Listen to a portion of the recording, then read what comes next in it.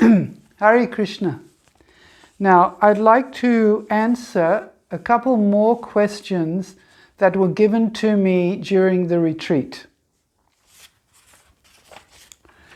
Here's one. This is from Mumbai. And the question is, how can we practice repentance? So, my answer to that question is that we have to stop and reflect on anything that we feel that we might have done better, or we might have done not as well as we would like.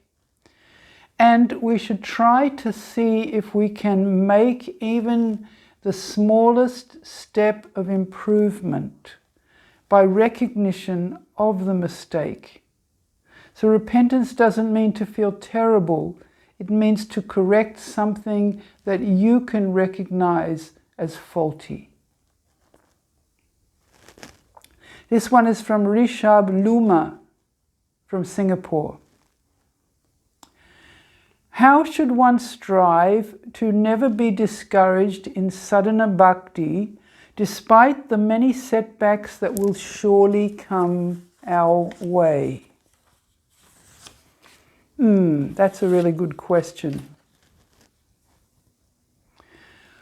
Well, I would say that if the setbacks are definitely going to come our way, then we shouldn't be discouraged.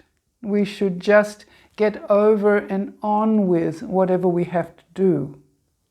So part of it is to understand that setbacks will always be there and not to be afraid of them, and therefore not to be discouraged. Often discouragement comes from thinking that perhaps your fault is so great that it can't be corrected, or there's something particularly wrong with you. But the answer is that setbacks are going to always be part of our journey, and so let's just keep going.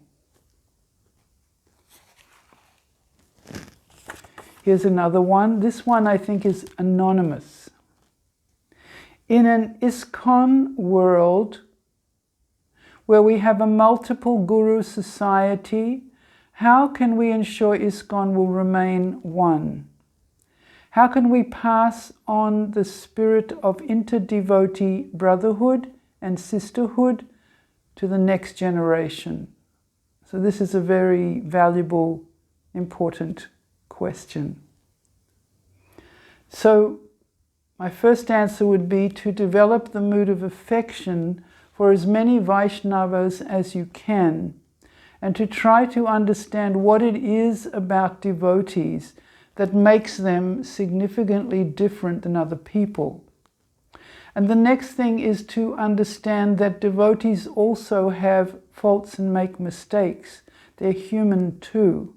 And so not to be too disillusioned and disappointed when they're not altogether great or perfect. And then, even in a multi-guru society, we have to keep the sense that Srila Prabhupada planted the seed of this multi-guru society for all of us. These things are very important. I liken it to my trees in Vrindavan.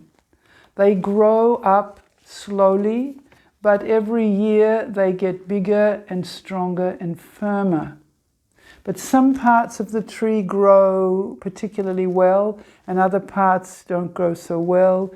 Sometimes a whole branch will fall off. But the tree's roots are very, very deep, and so they continue. This would be my answer to your question.